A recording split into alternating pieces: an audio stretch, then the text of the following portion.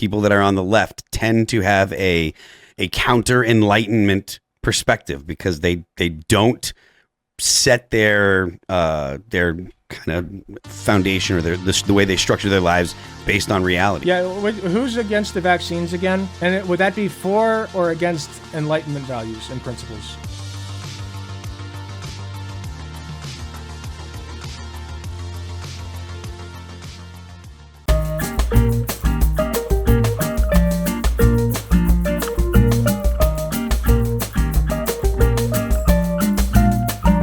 Anna Kasparian, and in general, the Young Turks, from what I've seen, I haven't talked about it a whole lot, but from what I've seen, they've been on one. You know, everything from like weird transphobic diatribes about like, you know, not using the term birthing persons or whatever, to like attacking homeless people, you know? And that's what the latter is what this particular video is going to be about, because we're reacting to a Tim Pool video who's going over an Anna Kasparian take and then talking about how the left attacked her for it. Now, I don't like what this is insinuating, that DeSantis went after squatters. I don't know exactly what this law is, but let's take a look. What's your thoughts on voting for third party? I think it's kind of useless, honestly. I don't think that voting third party is a very good thing to do unless you have ranked choice voting. Imagine going on vacation and coming home to find people living there and refusing to leave. Well, that's called squatting, and believe it or not, when it happens, it's really hard to evict the squatters. Well, not anymore. A new state law will... I don't like the way that's framed. A lot of the time, squatting takes place on properties that people are almost never at, like vacation homes. You know what I mean? So I just don't like the way that that's framed. Make the process much easier for property owners. Appreciate it. Ari Otzer joins us live from Opelika to explain the issue. Ari.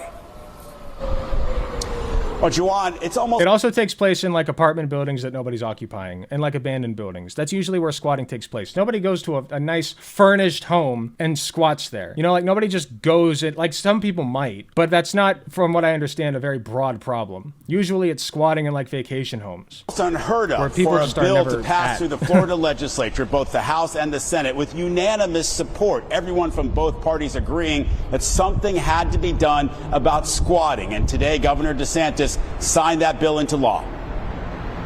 You know what you do about squatting? Government housing. Imagine having a house so that you don't have to squat, you know? Like, let's be real here. Police ended up in a shootout with a squatter in that Southwest Miami-Dade incident. And at this home in Miami, occupied illegally by squatters, they found a dead body last summer. Someone broke into the house. They changed the... Yeah, better housing, more affordable housing, you know, like government housing, anything. But instead, they're just going to, like, you know, this is reactionary lawmaking is what this is called.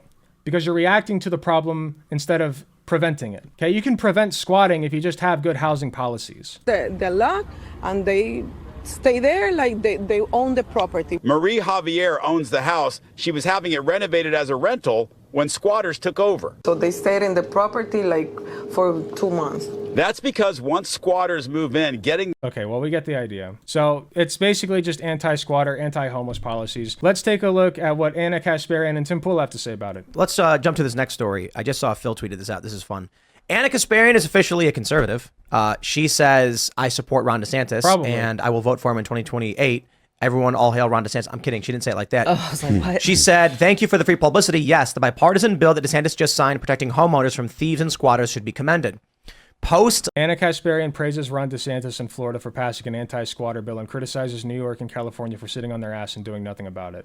She undercuts the premise when she says, we don't know how widespread, blah, blah, blah. Left watch. I love that. One of my favorite accounts. They said Anna Kasparian praised... Listen, all I'm going to say is if you got Tim Pool praising you, there's probably a problem. You're probably doing something wrong. This is Ron DeSantis and Florida for passing an anti-squatter bill and criticizes New York and California for sitting on their asses and doing nothing about it. She undercuts the premise when she says we don't know how wide... Also, New York is safer than it's ever been. Just FYI. ...spread squatting really is. I just heard that recently. So I suppose it's only a matter of time before Anna comes out and says she's voting for Trump. And I think she might take, like, that probably would irk her that I said that. But it's reality. You can't deny it. You know, I would hope that Anna Kasparian does not reach that point, but I can see her reaching the point of voting third party. I can definitely see that. Voting Trump, I think that would be a little bit of a stretch for her. I think she's really trying to play this centrist line right now, by which I mean conservative, but they just label themselves centrist. I don't know. It could happen. Who's to say? Now, Anna, you're watching in real time people who believe in psychotic nonsense. It does not make sense to seize someone's home. It does not make sense to chop up bodies and put them in the drain. Oh yeah, I forgot Cenk Uyghur's running. Yeah, she'll just vote for Cenk and not go to jail. And Anna knows this. And when my she co-host says, is the president, thank this, you. If this is what it means to be on the left, I'm not on the left anymore. And Jen goes, no, trust me, it's not. And then every single time they prove her right. Yeah. The left comes out and says, yes, we want this. Cenk is trying to maintain this facade for the Young Turks of we're progressive, trust me.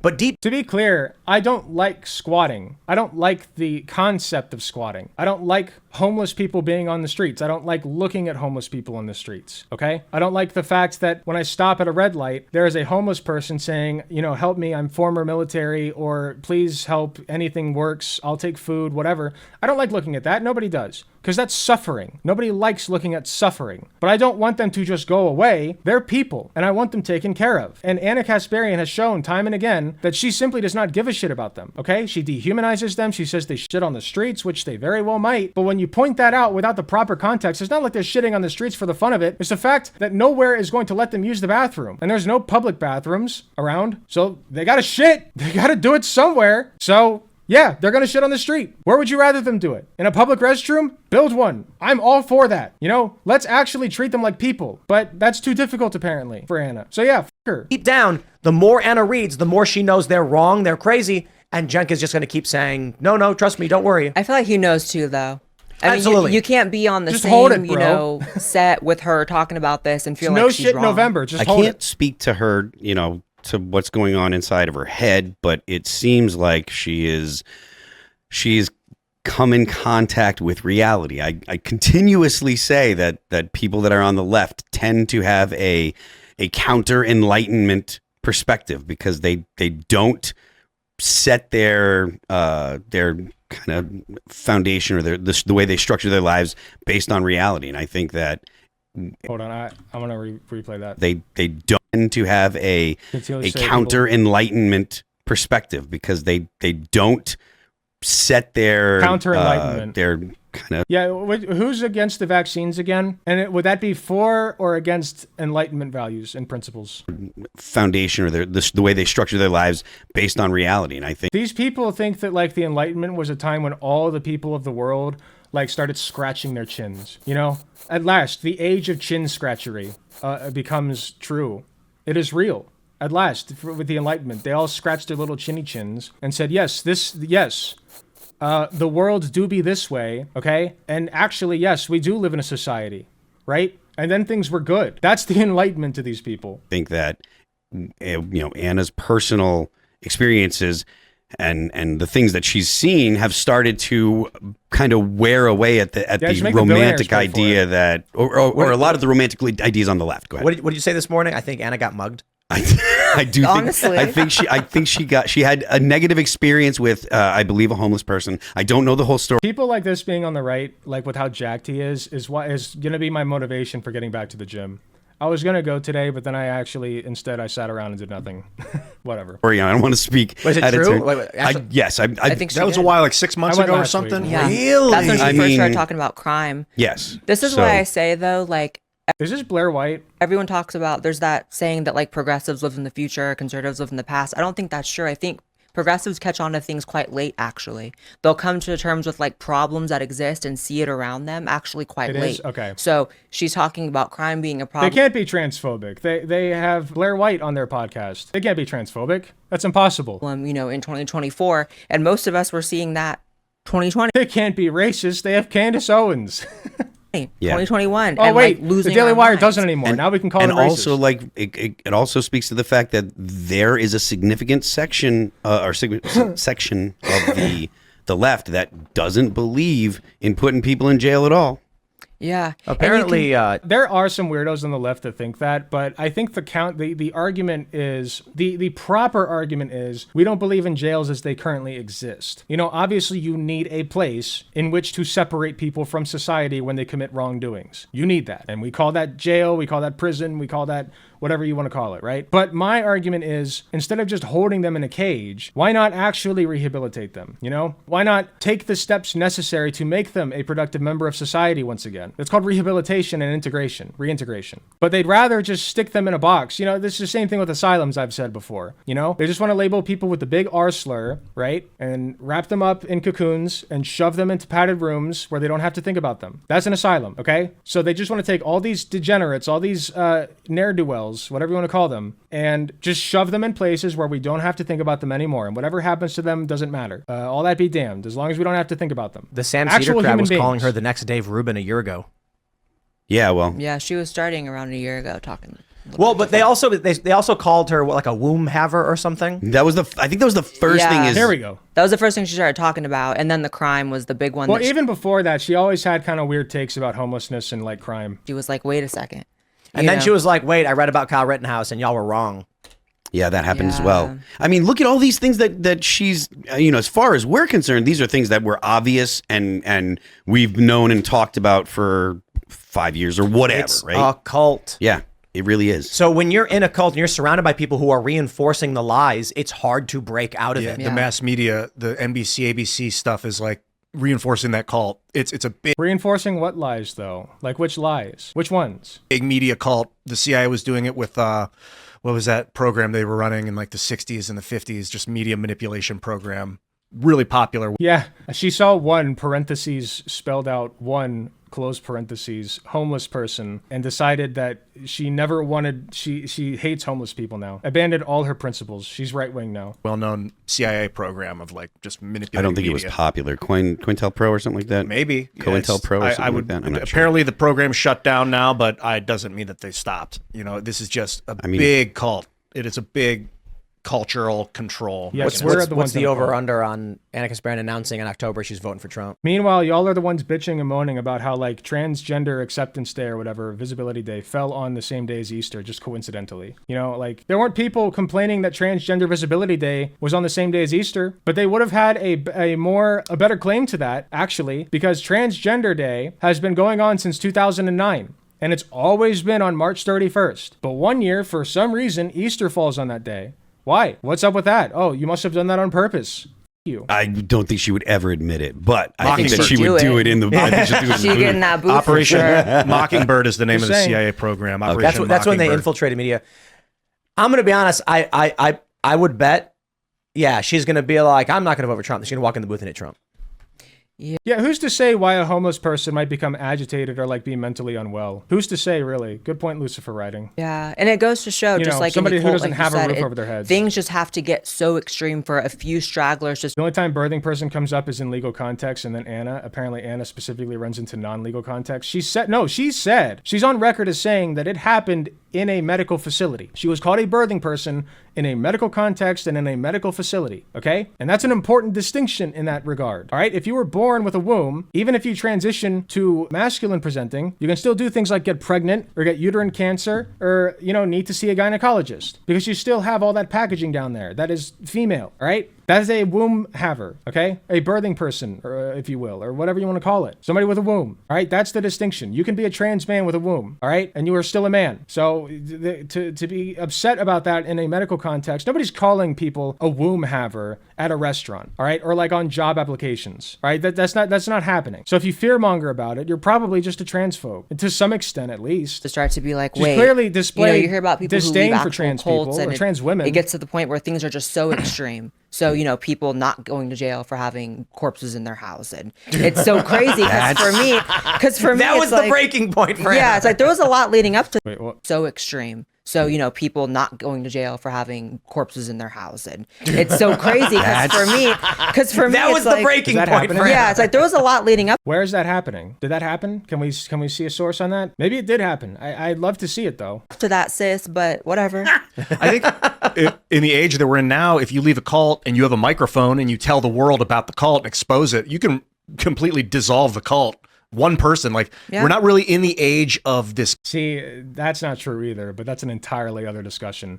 Just take Scientology, for example. Anybody who comes and speaks out against Scientology, if they were formerly a Scientologist, it's not good. It's not good. And that's why they still exist. Controlling mechanism crap that we used to be, and God willing, will never enter into again if we can maintain freedom. So it's easy kind of, once you're out of it, to kind of speak the truth, especially if you're the righteous one. I think then the cult will fall away. If this really were a cult, she'd be getting like, and she probably has gotten death threats from the left. I'm not going to say that there's a single leftist out there who's not sending death threats or whatever. You know, I'm sure it happens. You know, I'm sure there may be even leftists who dox people, but it happens a shit ton less on the left, from what I've seen at least. It's the righteous cult, then you probably aren't going to be able to stop it. I wonder how much she makes, the Young Turks.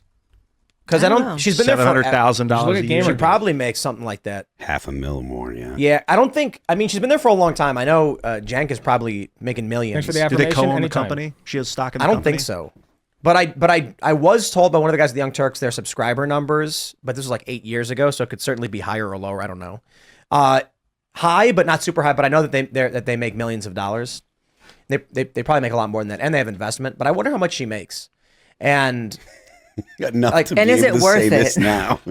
Well, so the issue is like, I have to imagine that Anna, after all this time of being on the Young Turks, has a pretty happy nest egg and is not concerned at all about the negative repercussions of calling out the BS. Because she could easily go in. Well, if you want my opinion, I think she's trying to grift toward the center and be like, you know, a centrist person and make as much money as she can grifting towards both sides. You know what I mean? I mean, she strikes me as a grifter at this point. I think there was a point where she had values, but she saw the money and got dollar signs in her eyes, and now she's grifting toward the center. Independent. Just you my know, take, if just speculation. She left or was fired for straying, she could go independent for sure. Well, How long I mean, have they been doing the Young Turks? it's like 20 years. Oh, a long time. I was a kid watching the Young Turks. Yeah. Yeah, It's like she's- 20 years. She's like, I got enough money where Yeah, see, she's been doing it for so long. That's why I say I don't think that she started as a grifter. I think that she started as an honest left-leaning individual. And also she's had takes before that it was like only a couple years ago where she was saying that like birthing person is a medical term that is used in some context. Like she literally just contradicted herself from years ago. So she did believe those things at one time, and now suddenly she's turning tail on it. Like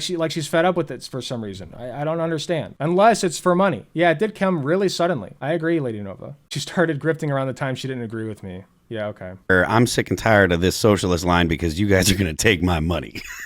That's, Yeah. that's the Yeah, if you don't agree with me, you're a grifter. Correct. long and short of it. I don't think it's that. I think it's more so that, Good call. you know, when you're younger and you're like, I don't know what I'm doing with my career. I don't know how far I can go. And they say, play ball. You might get worried. You might be like, if I lose this job, what do I do?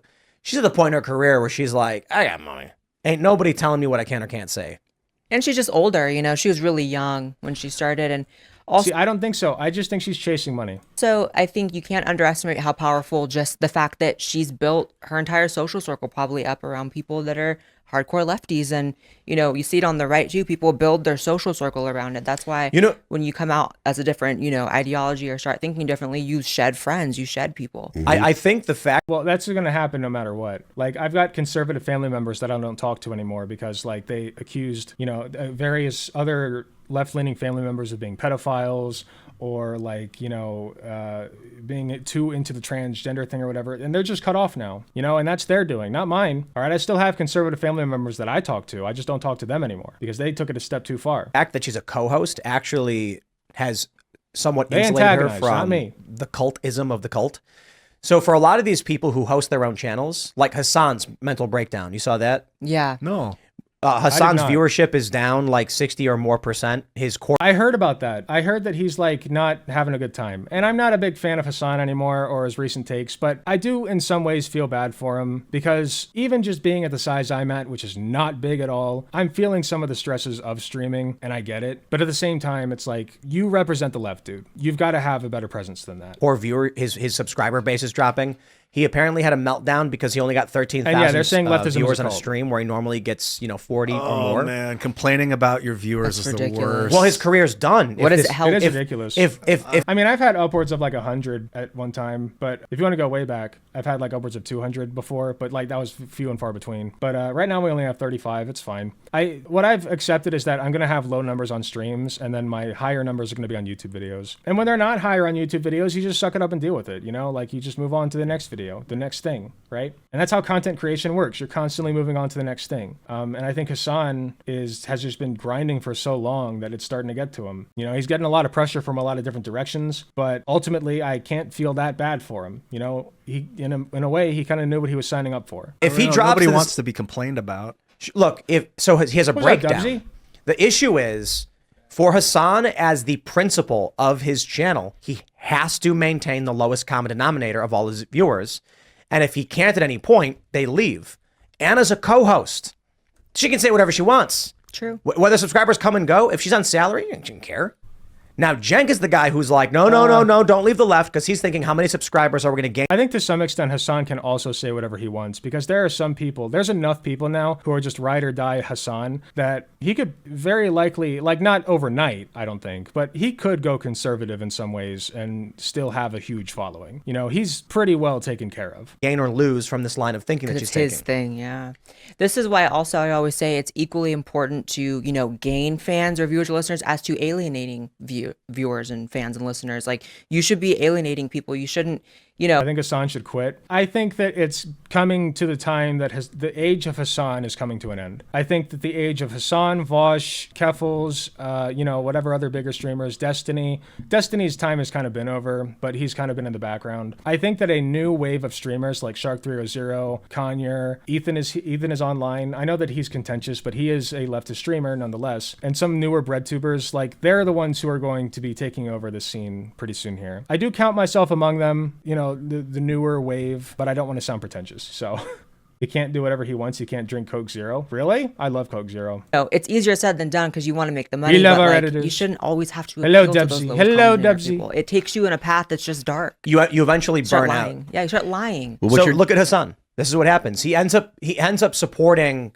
He's being criticized by a lot of people for supporting terror and authoritarianism and calling babies colonizers. He did do those things, did he not? Like, I hate to agree with my evil twin brother here, but he did in fact do those things.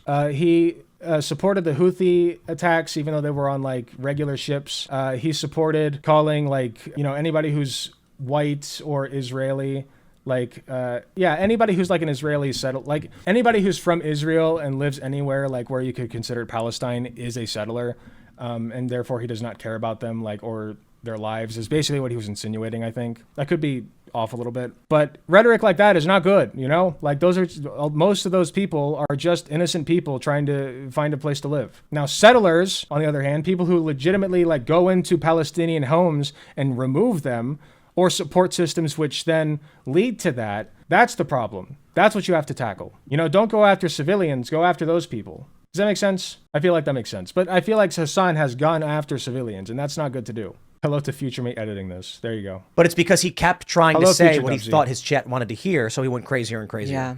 And now Because everyone's like, yo, I'm out. Because the extreme I think Tim's right on the money with that. I think that he was just saying what he thought his chat wanted to hear. ones are the most vocal. Yep. So he's responding to Worst the most person vocal, you know, etc. as opposed to the normal average person that's watching Hassan that was, you know, honestly He visited a brothel that was investigated for trafficking. I don't want to comment on that. I don't know anything about it, but I've heard that that is true. So I will speculate that that is possible that he did that. probably watched him because it was like, man, I think we should have free healthcare. That's literally Yeah. that was the Entertainment. doorway, you know? You know, we have people who come on this show and they're like, oh, I read the comments. And I'm like, why? That's like 0.01% of viewers. Yeah. And so you and they're like, yeah, but they're good. Yeah. They're I'm like, I understand that. Yeah, they're 0.01% of viewers, but they usually do represent the overall mentality of the viewership, you know? Like, let's look at some. Never mind. But while it's great that people are commenting, and we recommend you comment and chat more, the majority of people who watch this are watching on their TVs. This is something I think is really important for a lot of people to understand. They're turning their TV on and they're opening YouTube TV or the YouTube app and playing the live stream on their TVs while they're hanging out. So they don't have the keyboards in front of them. They're just watching the show. And most people Well, what I do is I'll turn on the TV, but I'll take my phone and be in chat on my phone. That's what I do. Big brain move. don't comment in general. I mean, I remember before I was even a creator, I wouldn't just comment on stuff. Yeah. Why would I just comment on stuff, you know, unless I felt, I guess, really strongly? It's the 1%. Oh, I commented on things incessantly. I was so annoying in Hassan's chat and in Vosh's chat while I was still fans of them. And I was so annoying because I thought that I had the big swinging dick in the room. I had the important things to say. And that's why I became a streamer, because I feel like things that I have to say are important and I have a huge ego. So there you go. Rule, what do they call it? That 1% of the people are responsible for 99% of the content. So then you're getting led astray by the 1%. So you're losing a lot more people than you think by going in that direction. This is why when I tweet, I think it's funny that women in New York City are getting punched and everyone loses their collective mind. I laugh. And people are like, they're super mad about it. It's yes, so, the so funny. Kid Finder. And I'm just like, you know, I'll say it again. People have said to me over and over again, oh, if you insult or criticize this person, they'll never come on your show. And I'm like, and? I guess that's the limit of Timcast. I'm not going to get Cuomo on the show because I called his brother a murderer or something. Yeah, who cares? Is his brother a murderer? I don't know anything about that. I mean, if that's what I was going for, I could be more like MSNBC or CNN and try to attract, you know, Cuomo to come. I don't care. Well, a lot of people also treat politics like, you know, Tim Pool would never come on my show. Not in a million years. a group thing or trying to be part of a group rather than just saying what you mean and how you feel. You know? Also, people that are saying those kind of things are used to the people that they're talking to responding to the offer of proximity.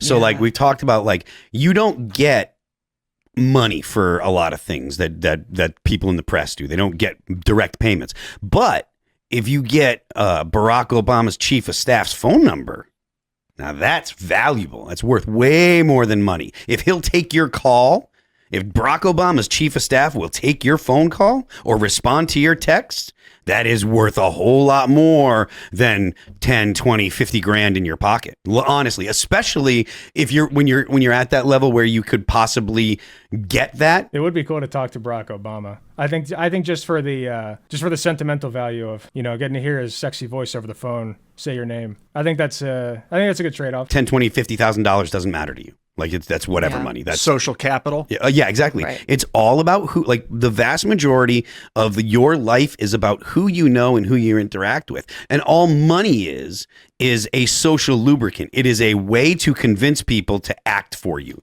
It's, hey, look, I need you to fix my drain. Would you come do it? No. If I give you $500, will you come do it? You bet I'll be there. That's all it is. It's a way to persuade.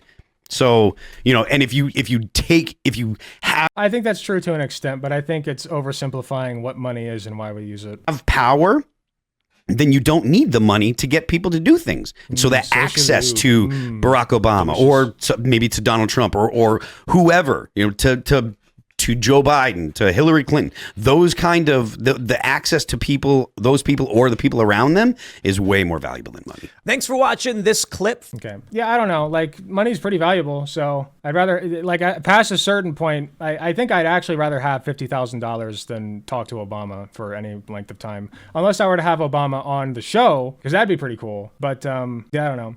Anyway, Anna Kasparian's being cringe about homeless people as per usual, and Tim Pool was just pointing it out. So, you know, it is what it is. We're losing Anna Kasparian slowly but surely to the center right, I suppose. And yeah, it's just sad to watch.